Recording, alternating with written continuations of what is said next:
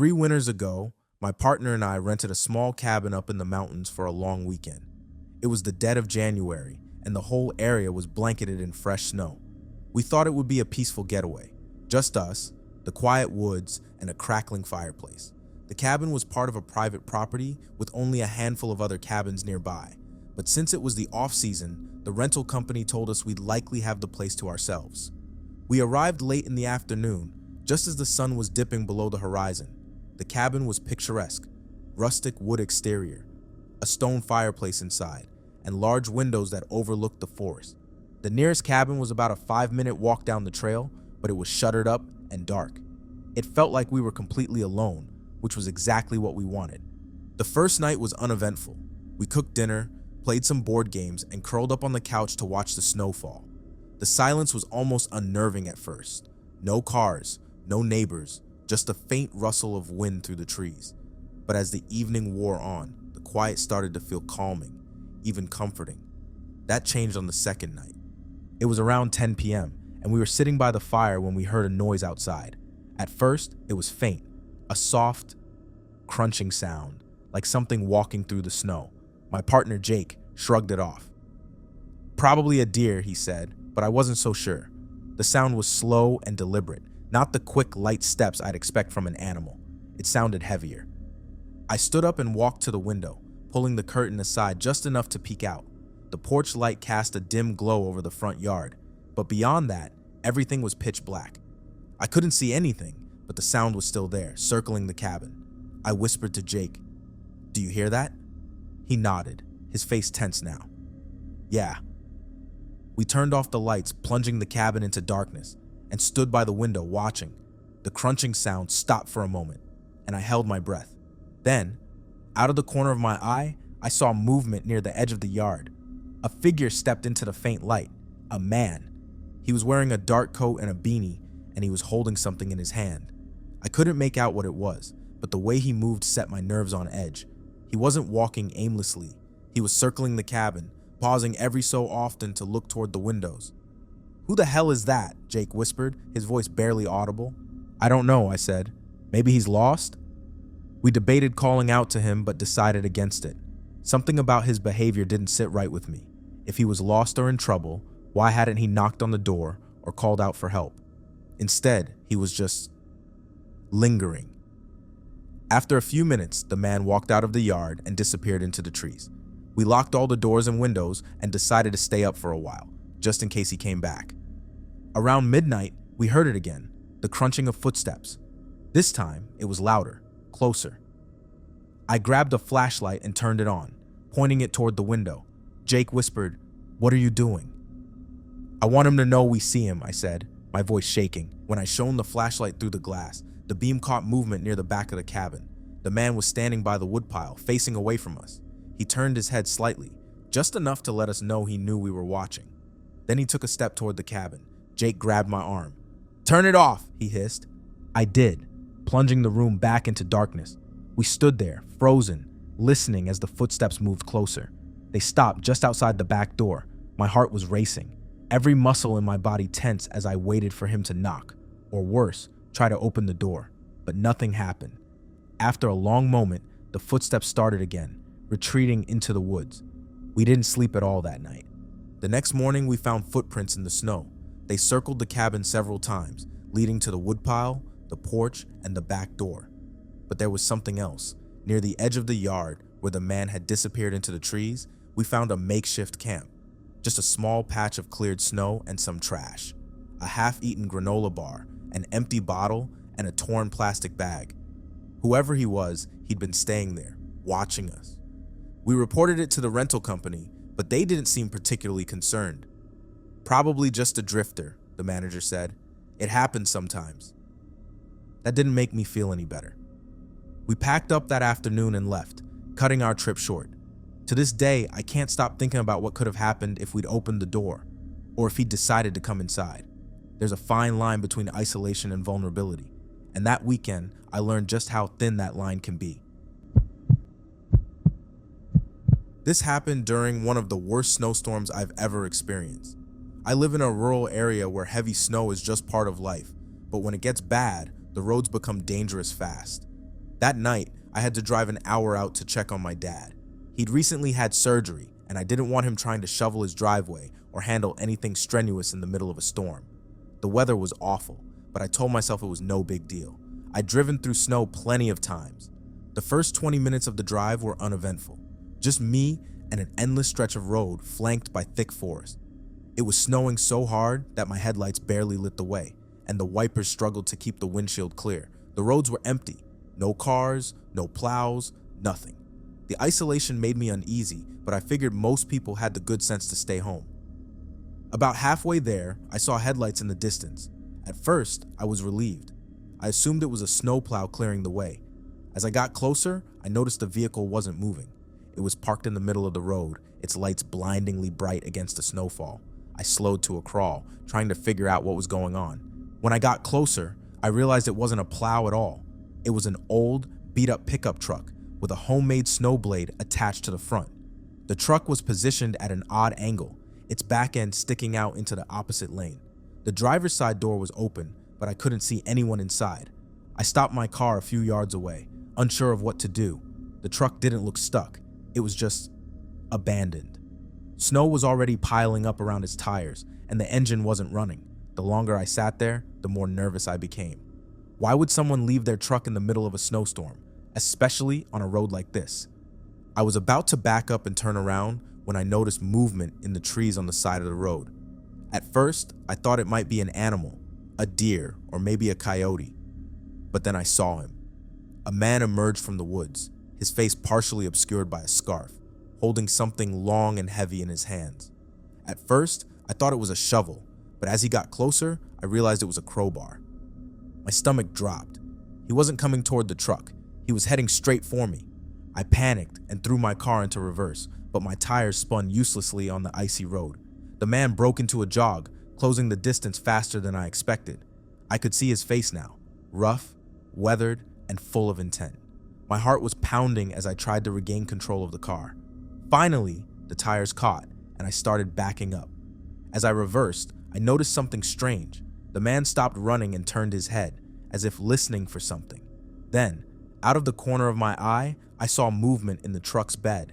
Another man sat up, holding what looked like a bundle of tools, or worse. He jumped down from the truck and started walking toward my car, staying just outside the reach of my headlights. The two men exchanged a glance before the second man pointed at me and shouted something I couldn't hear through the snow and glass. That was it for me. I slammed on the gas, the car fishtailing wildly as I sped backward down the road. My tires barely held the icy pavement, but I didn't care. I just needed to get away. When I reached a stretch wide enough to turn around, I risked one last glance in my rearview mirror. The first man was standing in the middle of the road, watching me. The second man was crouched near the truck, his shadow distorted in the glow of its headlights. I didn't wait to see what they'd do next. The rest of the drive to my dad's house was a blur. When I finally arrived, I parked in his driveway and ran inside, shaking and out of breath. My dad took one look at me and asked what happened. I gave him the short version, just enough to explain why I looked so rattled. He wanted to call the police, but I wasn't sure what to tell them. By the time they got out there, the men would probably be long gone. The next morning, my dad checked the local news, curious if anyone had reported the truck. What still haunts me? Police had responded to a call about an abandoned vehicle on the same road. When they arrived, they found the truck with its windows smashed in and blood on the driver's seat. The driver, a local man, was missing, and the police suspected foul play. To this day, I don't know what those men were doing or what they wanted with me, but I can't stop thinking about the truck's driver, someone who might have been in the wrong place at the wrong time, just like me. Now, whenever I have to drive in a storm, I avoid back roads altogether. You never know who or what you might run into out there. Last winter, I went on a solo trip to a cabin I rented off one of those vacation rental sites. I'd been feeling burned out and wanted to get away from the noise of the city for a while. The cabin was nestled in the woods, about a 2-hour drive from home, and the pictures made it look cozy. Wood-paneled walls, a fireplace, and a little deck that overlooked a frozen lake. It seemed perfect. I arrived late in the afternoon. Snow was falling in heavy flakes, and the driveway hadn't been plowed, so I had to park at the base of the hill and hike up to the cabin. The trees were so dense that the trail was almost completely dark. even though the sun hadn't fully set. By the time I reached the cabin, I was sweating and out of breath despite the freezing air. The place looked just like the pictures, except for one thing. There was a truck parked outside. I froze, staring at it. According to the listing, the cabin was supposed to be empty. It was marketed as a private retreat, and I'd booked the entire place. At first, I thought maybe it was the cleaner or someone from the rental company, but when I checked my phone, I saw I had no signal. The cabin's lockbox code still worked though, so I assumed the truck belonged to someone who just left and forgot to move it. Either way, I decided to settle in. The first hour was uneventful. I lit a fire in the wood stove, made a cup of tea, and sat by the window watching the snow fall. The truck outside still bothered me, but I tried to brush it off. Whoever had left it there probably hadn't realized it would freak someone out. Around 8 p.m., I heard the first sound. It was faint at first, just a soft thud, like something hitting the side of the cabin. I paused, listening. Then it came again, louder this time. I grabbed my flashlight and opened the door, stepping out onto the porch. The beam of the flashlight swept across the driveway, the snow-covered trees, and finally the truck. Everything looked normal until I noticed something on the ground. Footprints. A single set of fresh tracks led from the trees to the truck and back again. I told myself it must have been someone checking on their truck, but the timing was unnerving. Why would they come back after dark, and why didn't I hear the truck door open or close? I went back inside, locked the door, and tried to shake it off. A couple of hours later, just as I was about to go to bed, I heard it again. A soft thud, followed by what sounded like footsteps crunching in the snow. This time, they were closer, right outside the cabin. My stomach dropped as I turned off all the lights and crouched near the window. Peering out into the darkness, I saw a figure moving near the truck. It was a man, tall and broad-shouldered, wearing a heavy jacket and a beanie. He was pacing back and forth, muttering to himself. I couldn't make out what he was saying, but his movements were agitated, almost frantic. I grabbed my phone, but I still didn't have any signal. My heart was pounding as I watched the man stop pacing and turn toward the cabin. He stood there for a long moment, staring at the windows before walking up to the porch steps. I held my breath as he climbed onto the porch. His boots crunched loudly against the wood, and I could see his shadow moving just outside the window. He knocked once, softly, then again, louder this time. "Hello?" he called out, his voice rough and slurred. "You in there?" I didn't answer. I didn't even move. My mind raced with options. Should I confront him, hide, try to slip out the back? But before I could decide, I heard the doorknob jiggle. The man cursed under his breath, then banged on the door with his fist. "I know you're in there. Open the door." I crept toward the kitchen, grabbing the biggest knife I could find. My hands were shaking so badly, I could barely hold on to it. The banging continued for what felt like an eternity before it stopped. I waited, my ears straining, but all I could hear was the sound of my own breathing. Then I heard his footsteps again, this time heading toward the back of the cabin. I sprinted to the bedroom and locked the door, shoving a dresser in front of it. I sat there, clutching the knife until I heard the truck start up and drive away. The next morning, I packed up and left as fast as I could. When I got back to town, I called the rental company and told them what happened.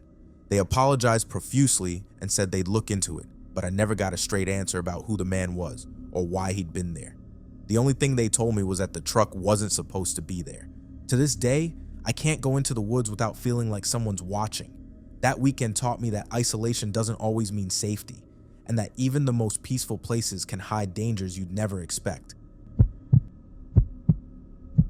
A couple of winters ago, I was driving back home from visiting family in another state. The trip should have taken about 8 hours, but a sudden snowstorm turned it into a nightmare. The highway became nearly impassable. Visibility was next to nothing, and I knew there was no way I'd make it home that night. I had to find somewhere to stop. After what felt like forever, I spotted a small motel just off the highway. It was one of those rundown places with a flickering neon sign that read, "Vacancy," in bold red letters. It wasn't ideal, but I didn't have many options. The storm was getting worse, and I didn't want to risk spending the night stuck in my car. I pulled into the parking lot, which was almost empty, except for a single beat-up sedan parked near the office. The building looked old and worn, with peeling paint and icicles hanging from the awnings. Still, it was shelter. The guy at the front desk was a middle-aged man with a scruffy beard and a cigarette tucked behind his ear. He barely looked up when I walked in, his attention fixed on a small TV playing some late-night talk show. When I asked for a room, he handed me a key without saying much, just mumbling, "Room 6, down on the left." The room was exactly what I expected. Dull beige walls, a creaky bed, and a faint smell of mildew. I tried to settle in, telling myself it was just for one night, but something about the place felt off. The silence was too heavy, broken only by the occasional howl of wind outside. Around midnight, I started hearing noises. At first, it was just faint shuffling sounds, like someone walking down the hall outside my room. I figured it was the desk clerk or another guest, but when I peeked through the peephole, the hallway was empty. I went back to bed, but the noises didn't stop. Now it sounded like they were coming from the room next door, room 7. It was a steady thumping, followed by a scraping sound, almost like furniture being dragged across the floor. I tried to ignore it, but it kept going, growing louder and more erratic. I finally got up and knocked on the wall, hoping whoever was in there would get the message and quiet down. Instead, the noises stopped completely. The sudden silence was almost worse. A few minutes later, I heard a faint knock on my door. My stomach dropped. I tiptoed over and looked through the peephole, but no one was there. The hallway was still empty. I stood there for a while, my heart racing, before I heard it again. The faintest knock, like someone barely tapping on the wood. It wasn't coming from the door this time. It was coming from the wall.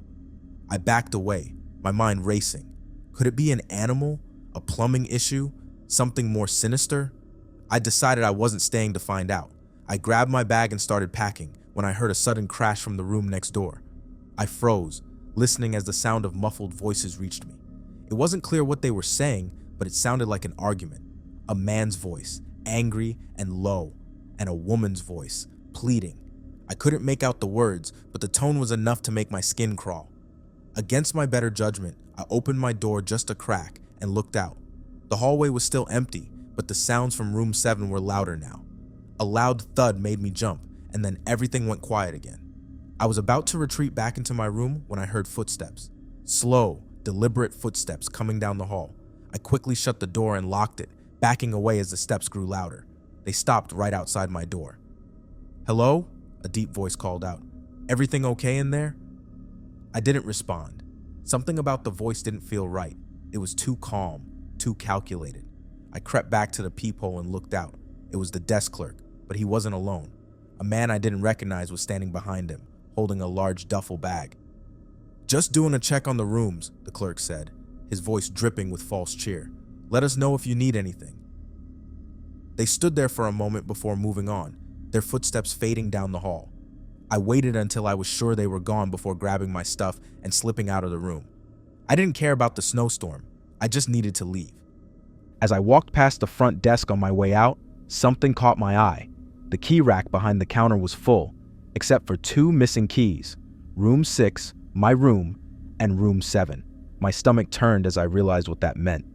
I drove through the storm for hours, finally finding a rest stop where I could pull over and sleep in my car. The next day, I looked up the motel, curious if anyone else had reported anything strange. What I found was worse than I could have imagined. A news article from a few months earlier detailed how 2 bodies had been found in that very motel, both guests who had stayed in room 7. The owner claimed he knew nothing about it, but the article mentioned that he had a criminal record for theft and assault. I'll never know what was really going on in that motel that night, but I'm certain of one thing. If I'd stayed any longer, I might not have made it out. This happened a few years ago during a road trip I took in the middle of January. I was driving from my hometown to visit a friend several states away, and most of the journey was through long stretches of highways that cut through quiet, snow-covered towns. The kind of places where gas stations are miles apart and cell service is spotty at best. It was late, probably around 10 or 11 p.m., when I realized I needed to stop for gas. I hadn't seen another car for at least an hour, and the snowstorm that had started earlier in the day was picking up again.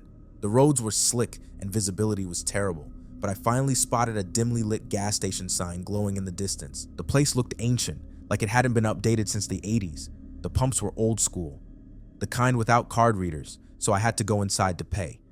I pulled up to the pump closest to the building, killed the engine, and zipped my jacket up to brace against the cold. As I walked toward the entrance, I noticed something strange. There was another car parked on the side of the lot, a beat-up sedan covered in snow. It looked like it had been there for a while. No footprints around it, no sign of anyone inside. I glanced at it briefly, but didn't think much of it. Maybe the driver had gone inside to warm up or was waiting out the storm. The gas station itself was as run down as I expected.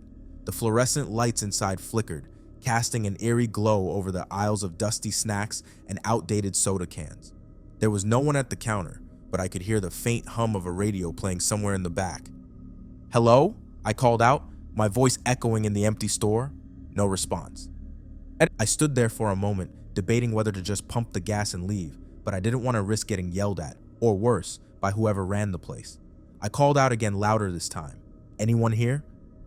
That's when I heard it, a low, shuffling sound coming from the back room. It was faint at first, like someone moving boxes or shifting something heavy. I stepped closer to the counter, craning my neck to see if anyone would come out, but the noise stopped as suddenly as it started. I just need to pay for some gas," I said, hoping my voice carried to whoever was back there. Silence. I was starting to feel uneasy, but I tried to convince myself it was nothing. Maybe the attendant was in the bathroom or dealing with a delivery. I tapped my fingers on the counter, waiting, when I heard the shuffling again, this time louder, more deliberate. And then I saw him. A man stepped out from the back room, his face partially obscured by a hoodie pulled low over his forehead. He was tall and thin, with pale, weathered skin and sunken eyes that seemed to stare right through me. He didn't say anything, just stood there, leaning against the doorframe. I just need to pay for gas," I repeated, my voice shaking slightly. He didn't respond.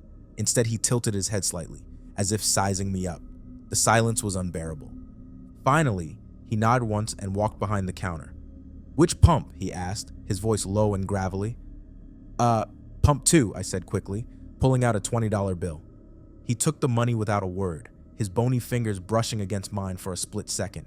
It sent a chill down my spine, not because his hand was cold, but because it felt wrong, like there was no life in it. As I walked back to my car, I couldn't shake the feeling that I was being watched. I glanced back toward the station and saw the man standing at the window, staring at me. His hands were pressed against the glass, his breath fogging it up slightly. I fumbled with the gas pump, my hands shaking, and tried to focus on getting out of there as fast as possible. Just as I was finishing up, I heard a loud crunch, the sound of boots on snow. I spun around, expecting to see the man from the station, but the lot was empty. My heart was racing as I jumped into my car and locked the doors. Before I could pull out, I noticed something in my rearview mirror. The beat-up sedan that had been sitting in the corner of the lot was now gone. I hadn't heard it start, hadn't seen it leave, but it was definitely gone. I drove for miles, my hands gripping the wheel tightly, constantly checking my mirrors. The storm was getting worse, and I felt completely alone on the dark, snowy highway. Just as I started to relax, headlights appeared in the distance behind me. They were faint at first, but they quickly got closer. Too close. The car behind me sped up, its headlights blindingly bright as it tailgated me. My heart pounded as I tried to accelerate, but the icy road made it impossible to gain much speed. The car swerved slightly, then pulled into the oncoming lane as if it was going to pass me. Instead, it slowed down just enough to stay beside me. I glanced over and saw the same beat-up sedan from the gas station. The driver's window was rolled down, and I could barely make out the figure inside. It was the man from the gas station, his face illuminated by the glow of my headlights. He was smiling, wide and unsettling. I slammed on the brakes, letting him speed ahead of me. My tires skidded on the icy road, but I managed to keep control. By the time I started moving again, the sedan was gone, swallowed up by the storm. When I finally made it to the next town, I pulled into a well-lit parking lot and sat there for a long time, trying to process what had happened. I told myself it was just a coincidence, that the man had no reason to follow me. But deep down, I knew it wasn't that simple. To this day, I avoid rural gas stations, especially at night. You never know who or what you might run into. A couple of years ago, my girlfriend Emily and I decided to take a weekend trip to a little coastal town we'd heard about. It was supposed to be a quick getaway, just a break from the grind. The hotels were either booked solid or ridiculously expensive, so we went with an Airbnb. We found this cute little house that was close to the beach, reasonably priced, and had good reviews, or at least enough to convince us it was safe. The host, Rick, messaged us right after we booked, to say he'd leave the key under the mat and that we should make ourselves at home. He seemed nice enough, but something about his profile picture struck me as odd. He had this awkward, toothy smile, like he wasn't used to having his picture taken. Still, I didn't think much of it. The house looked nice in the photos, and we were excited to get away. We arrived late Friday afternoon. The house was as advertised. A quaint little one-bedroom with white siding, a small porch, and big bay windows. Inside, the decor was a mix of vintage and modern, with cozy furniture and framed photos of ocean sunsets on the walls. It felt charming, but something about it seemed too staged, like it had been set up to look welcoming but didn't actually have any personality. Emily loved it though, so I didn't say anything. The first night was uneventful. We made dinner, drank some wine, and watched a movie. The neighborhood was quiet, almost too quiet. No cars driving by, no people walking their dogs, nothing but the faint sound of the ocean and the occasional creak of the wind through the trees. Around 11 p.m., as we were getting ready for bed, I thought I heard a faint tapping noise. It was so soft that I almost convinced myself it was just the wind, but Emily heard it too. "Did you hear that?" she asked, pausing as she brushed her teeth. "Probably just the house settling," I said, trying to sound casual, but my ears were straining for the noise. The sound didn't come back, and we went to bed. Still, I couldn't shake this uneasy feeling, like we weren't entirely alone. The next morning, Emily decided to sleep in while I made coffee and explored the house. There wasn't much to it: a small living room, a kitchen, a bedroom, and a bathroom. But as I walked down the hallway near the kitchen, I noticed something strange. The wall between the kitchen and the hallway seemed off. The baseboard didn't align perfectly, and there was a slight gap between the wall and the floor, almost like there was something hidden behind it. Curiosity got the better of me. I knocked on the wall, and my stomach dropped when it sounded hollow. There was something behind it. I crouched down and ran my fingers along the seam, finding a barely visible crack.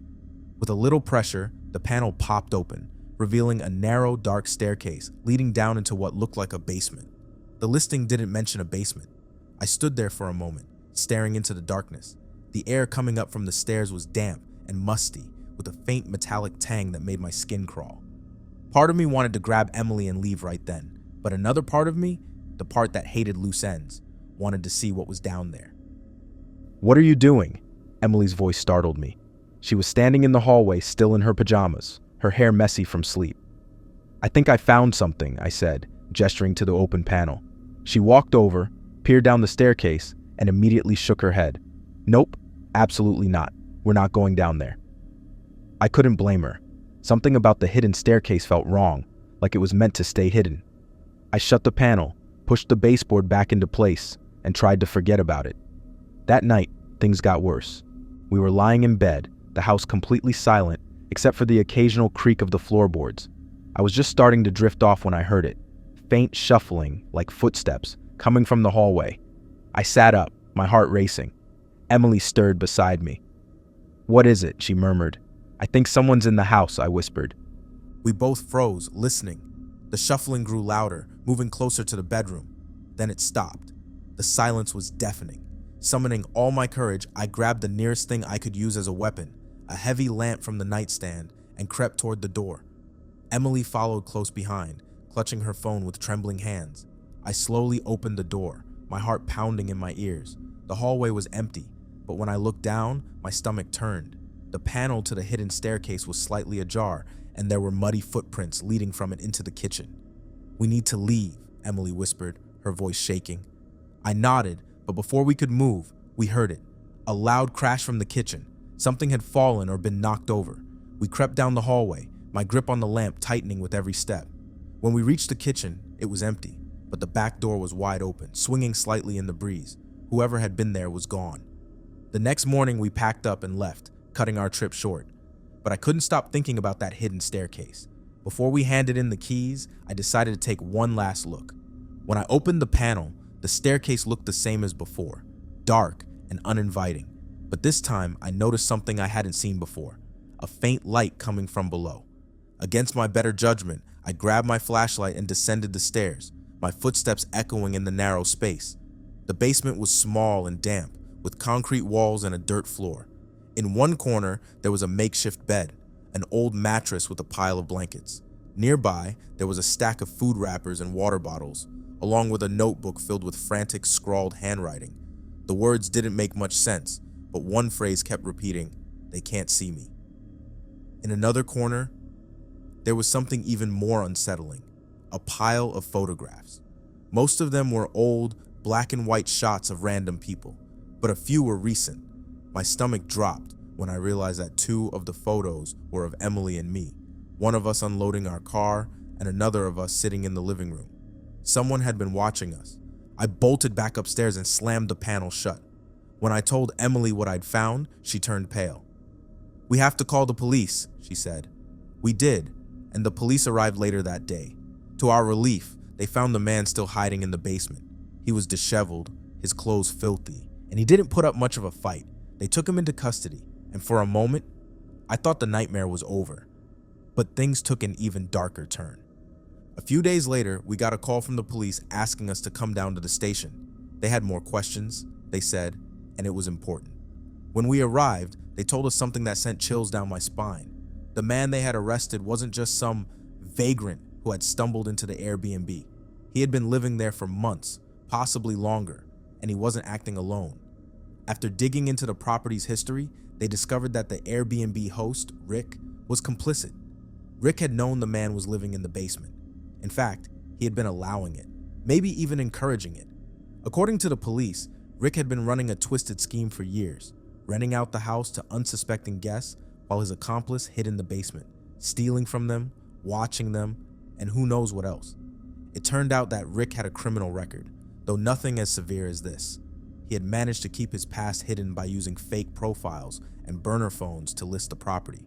The man in the basement confessed that Rick had promised him a cut of the profits in exchange for keeping an eye on things. The photos, the notebook, even the makeshift bed. It was all part of their sick operation. Rick was arrested a week later. The police said he had been under investigation for other incidents at different properties, but this was the first time they had enough evidence to charge him. Emily and I were asked to testify, which was its own kind of nightmare, but we did it. What sticks with me the most is a conversation we had with one of the detectives after the trial. He told us that Rick had been running this operation for years, and that there were likely more properties just like the one we stayed in. He also mentioned that some of the other guests hadn't been as lucky as us. One couple had reported missing personal items, and another family claimed their dog had mysteriously vanished during their stay. The detective also said that the man in the basement, whose name we never learned, had a history of stalking and petty theft. They suspected he might have been responsible for other crimes, but didn't have enough evidence to tie him to anything more serious. To this day, I can't stay in an Airbnb without feeling a sense of dread. The idea that someone could be watching you, someone who knows every corner of the place while you're completely unaware, it's terrifying. I try not to think about what could have happened if we'd stayed another night, but sometimes, late at night, I can't help but wonder,